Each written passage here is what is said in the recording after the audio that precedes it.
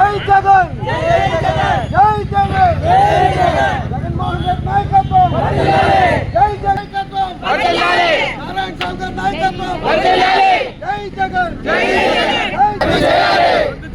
Medical కాలేజీల ప్రైవేటీకరణ రద్దు చేయాలి మెడికల్ కాలేజీల ప్రైవేటీకరణ రద్దు చేయాలి జై జగన్ జై జగన్ జై జగన్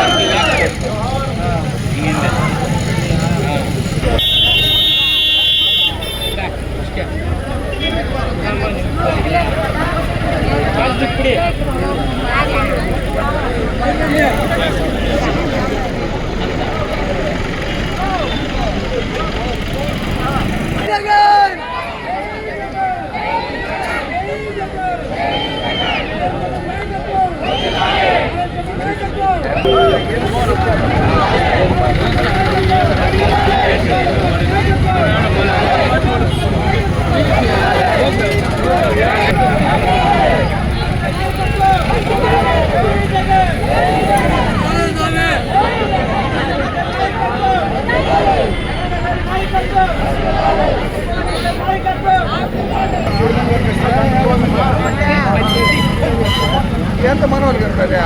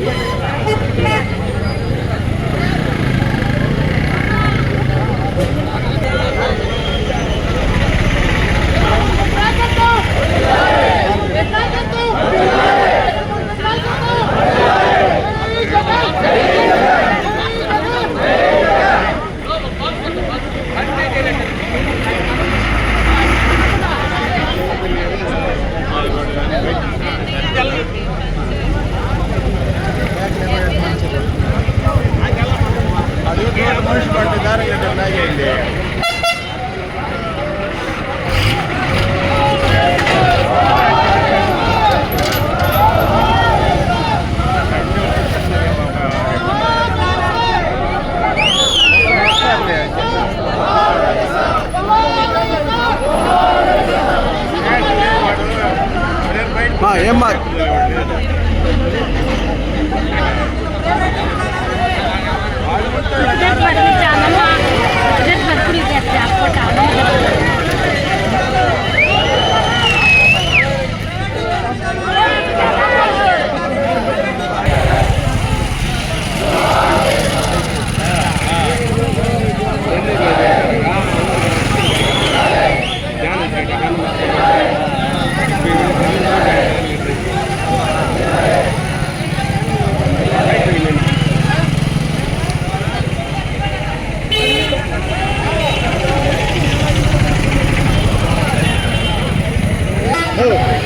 లేదు ఇంటికి రాలేదు కదా. హలో హలో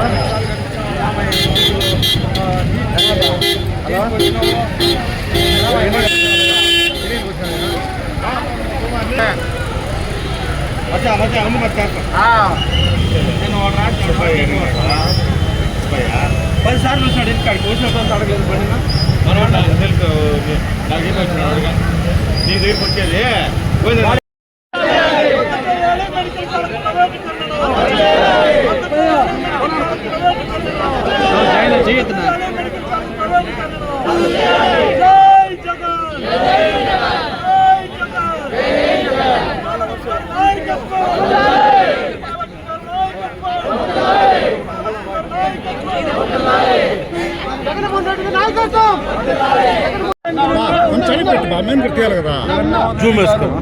ఎంతో గొప్ప ఉద్దేశంతో రాష్ట్రంలో ఆయన హయాంలో 17 మెడికల్ కాలేజీలు సెంట్రల్ గవర్నమెంట్ ఆ రోజు పోరాడి సాధిస్తే ఈరోజు దాన్ని ఉన్న ఫలంగా పప్పు బెల్లాలకి రాష్ట్ర పేద ప్రజల బాగోగుల్ని తాకట్టు పెట్టి పప్పు బెల్లాల మారిగా ప్రైవేట్ వ్యక్తులకు కట్టబెట్టడానికి చంద్రబాబు నాయుడు గారు అన్ని పథకాలు రెడీ చేసి దాన్ని వాళ్ళకి అప్పనంగా చెప్పేదానికి రెడీ చేసుకున్నారు.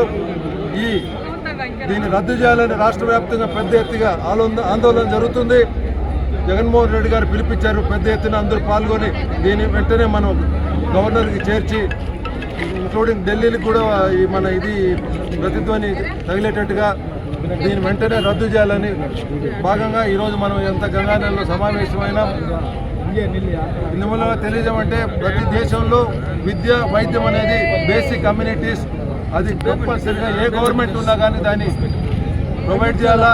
అట్లా గొప్ప అవకాశాన్ని జగన్మోహన్ రెడ్డి గారు ప్రజలకు ఆంధ్ర ప్రజలకు ఇస్తే దాన్ని తూట్లు పొడిచే విధంగా ఈరోజు చంద్రబాబు నాయుడు గారు ఈ ప్రైవేటీకరణ చేస్తున్నారు. చాలా దారుణం. దీనికన్నా ఇంతకన్నా సిగ్గుచేటు ఏదీ లేదు. వెంటనే ఉపసంహరించుకోవాలని మేము కోరుతూ సెలవు. జగనన్న గారు పేద విద్యార్థుల కోసం తీసుకున్న ఈ గొప్ప నిర్ణయానికి మేమందరూ కృతజ్ఞతలు తెలియజేస్తున్నాము. అదేవిధంగా ప్రతి ఒక్క పేద విద్యార్థి తన యొక్క జీవితంలో బంగారు బాటగా చదువు ముందుకొస్తుంది. ఆ చదువే లేకపోతే మనకి ఎట్లా వెళ్ళాలో ఏమీ అనేది తెలియదు. కాబట్టి ప్రతి ఒక్క విద్యార్థికి వాళ్ళ యొక్క చదువుకునే దశలో చదువు అనేది చాలా ఇంపార్టెంట్. పేదవాళ్ళు బాగా చదువుకునే పిల్లలు మెరిట్ స్టూడెంట్స్ ఎంతోమంది ఉన్నారు. కానీ ఫీజులు అంతంత కట్టలేకుండా ఈ చంద్రబాబు నాయుడు గారు ఏం చేశారంటే గవర్నమెంట్ కాలేజెస్ని ప్రైవేటీకరణ చేయడము అని చెప్పారు. ఆ విధానం వస్తే పేద ప్రజలందరూ చదువుకి చాలా దూరం అయిపోతారు. చదువు అనేది ఒక పెద్ద బంధంగా అయిపోతుంది.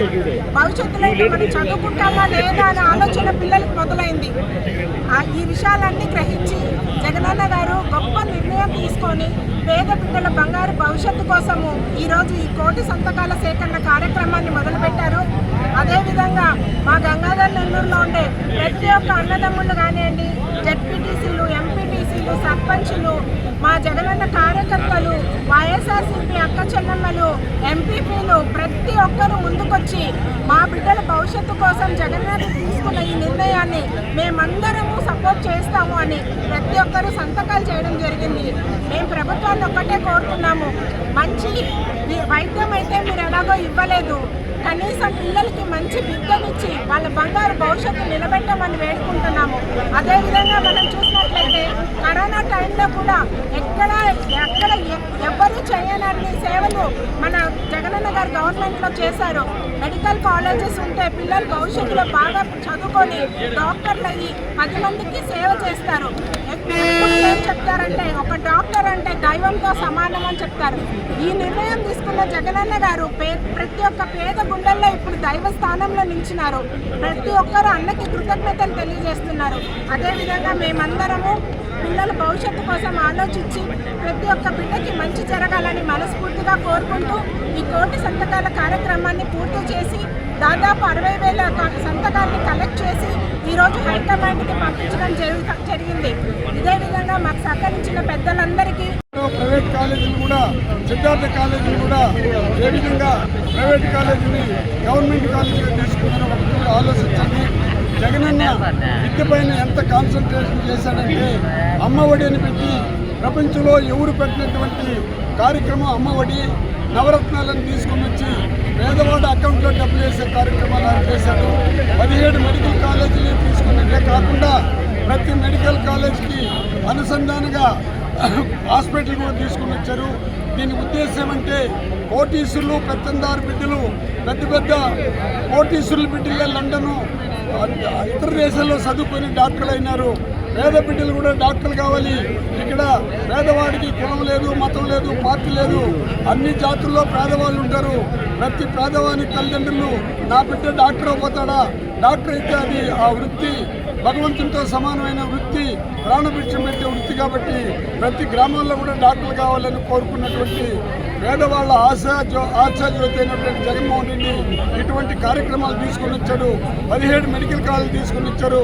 చంద్రబాబు నాయుడు గారు మీకు నిన్న కూడా నేను విజ్ఞప్తి చేశాను, దయచేసి దీన్ని ప్రైవేటు పరం చేస్తూ ఉండవు, రోడ్లు ప్రైవేటు పరం చేస్తావు, కాలేజీలు ప్రైవేటు పరం చేస్తున్నావు, మెడికల్ కాలేజీలు ప్రైవేటు పరం చేస్తున్నావు.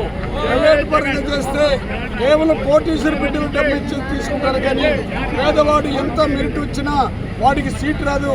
దయచేసి వయసు అయింది నీకు కూడా 76, 77 అవుతున్నది. దయచేసి నీ మనసును మార్చుకో. నీకు ప్రాణానికి ప్రాణం మీ విలువేలు వెంకటేశ్వర స్వామి అంటుండవు, అందరి విలువేలు వెంకటేశ్వర స్వామి. ఆయనకి విజ్ఞప్తి చేస్తున్నాను, యేసుప్రభుకి విజ్ఞప్తి చేస్తున్నాను, అదేవిధంగా అల్లాకి విజ్ఞప్తి చేస్తున్నాను. అందరూ స్వాములు కలిసి ఆ చంద్రబాబు యొక్క మనస్తత్వాన్ని మార్చి దీన్ని ప్రైవేటు పరం చేసినటువంటి ఈ మెడికల్ కాలేజీలంతా కూడా గవర్నమెంట్ పరం చేసేదానికి ఆయనకి మనసు మార్చాల్సిందిగా ఆ దేవదేవుల్ని మొక్కుకుంటున్నాను. కానీ ఒకటి మాత్రం చెప్తున్నాను, ఎన్టీ రామారావు ఏ విధంగా సిద్ధార్థ కాలేజీని ప్రైవేట్ కాలేజీని గవర్నమెంట్ చేశాడో అదేవిధంగా జగన్మోహన్ రెడ్డి గారు ఈరోజు ప్రైవేట్ కాలేజీలు కొన్నోళ్ళందరూ రేపు బాధపడతారు. కొనొద్దండి. ఈ ప్రైవేట్ కాలేజీలంతా కూడా జగన్మోహన్ రెడ్డి వస్తే మళ్ళీ అది ప్రభుత్వ కాలేజీలు అవుతుంది. అప్పుడు పేదవాళ్ళు బాగుపడతారు, ప్రతి ఇంట్లో కూడా డాక్టర్లు అవుతారు. డాక్టర్ వృత్తి చాలా పవిత్రమైన వృత్తి. ఈరోజు దీనికి సహకరించిన అందరు లీడర్లకి, మండల అధ్యక్షులకి, ప్రతి ఒక్కరికి పేరు పేరున ఈ సిగ్నేచర్ పెట్టినటువంటి ఈ కోటి సంతకాల సిగ్నేచర్ పెట్టిన